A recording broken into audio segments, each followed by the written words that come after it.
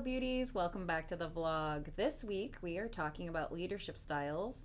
I went to a seminar a few weeks ago and I thought it was interesting what I learned about different styles and how different people interact, especially as I'm thinking about strengths and weaknesses like we talked about last week. And one of the big things they talked about at that seminar was about how we interact in our leadership styles with good stress and with distress, eustress and distress.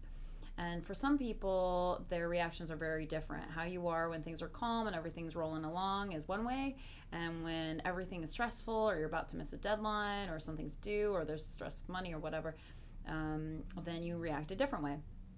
I am surprisingly even in my responses, although I don't know if my team would agree, but that's what my indicator said, and we'll share my style toward the end of the week. So yesterday we talked about an analytical style, someone who holds their emotions close to their chest, who really wants to see the data, who wants to understand the why. And we have many people that we work with here in our company and also in our industry that fit that profile. Today we're going to talk about a different style, and this is the style that really is the people pleaser. And I'm sure that you know this person in your companies and in your communities. This is someone that I have been in my past life, so to speak. This is a difficult one for me personally to break some of the habits as part of this leadership style. And I'll share with you why. So this person just loves harmony. They want everyone to get along. They want everyone to be happy. They really want to be well liked. I should probably do a whole week on what it means to be in business and not care if people like you or not. That's a topic for another day. But they really want to be liked. That harmony is so important. Relationships, being in a team is important. And it's the most important that everyone is happy and getting along. And so because of that, they're really aware of people's emotions. This person is going to be noticing how people are feeling or someone reacts differently. I'm sure you've seen this person in meetings or in your own life where, gosh, they seem to know what you're feeling before you know it, right? And they're saying, well, what's going on with you? And you don't even realize it's written all over your face, perhaps. So very aware of others' feelings and needs. They use humor to cope. This is something that I do often. This is not my personality type, but it is something that I do a lot. So to lighten the mood, because they're uncomfortable when there's conflict.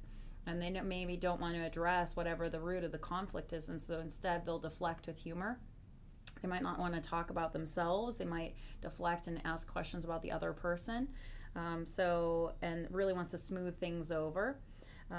Really wanting to fit into the group and adapts to personality. So this is really interesting because I think there's a number of people, and I see this a lot in sales teams this in particular. We talk about the mirror and matching, and it's a technique we use in sales all the time to try and meet someone where they're at. We talk about this in management styles as well. And there's a lot of pros to that because now you've connected. The other person feels like you're the same as them. But one of the cons to that is that you can lose yourself in that. You begin to not know what your own needs are or your own goals. And you're so focused on the other person that you've forgotten yourself. So it's something to consider for this management style. Again, a peacemaker, really not liking disagreement. They can see everybody's side and unable to make a decision themselves. They just want the good vibes all the time.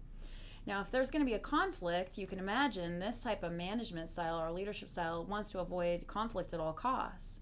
And if you work in a company like ours, I think conflict is really healthy in a way that companies can grow and improve. If we don't have some disagreement or dissent, then we're just going to be in the status quo or we're not going to be able to grow. But for this particular leadership style, that could cause a lot of tension for them and anxiety. And so much like the other style of the data-driven person, there's some paralysis of analysis here too, where they're like, okay, if everyone isn't happy, we can't move forward because everyone isn't in agreement and consensus. And the reality is that in companies, you don't have to have consensus to move forward. It's nice if you can get everyone to agree and it's a unanimous decision and everyone's moving forward, but that's not realistic.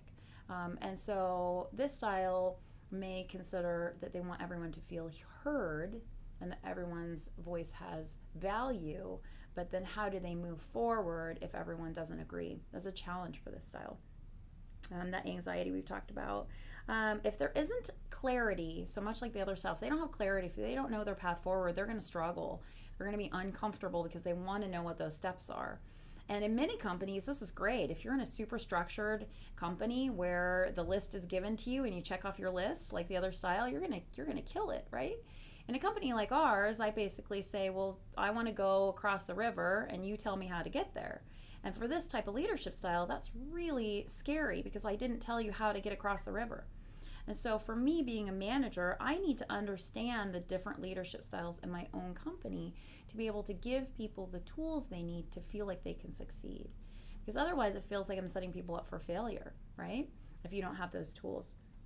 And then the big one here is that someone who's always trying to be a people pleaser, and people pleasers out there, raise your hands. I have been one. I still am one, right? In many cases, you can lose yourself. You forget to prioritize yourself in the big scheme of things. You think, oh, I've got to take care of everyone else, and that feels like doing something, and that feels like you've brought value, but you forget that you have worth and that you have value and that your needs are important. So how do you advocate for yourself, right? The topic we talked about a couple weeks ago, when you're so concerned with everyone else. So a lot of pros and cons to these leadership styles. They're all in our companies and in our families and in our communities. How do you navigate these? We're going to talk more about this tomorrow. Thank you so much. Please include questions or send us comments. We love hearing from you. We'll see you tomorrow.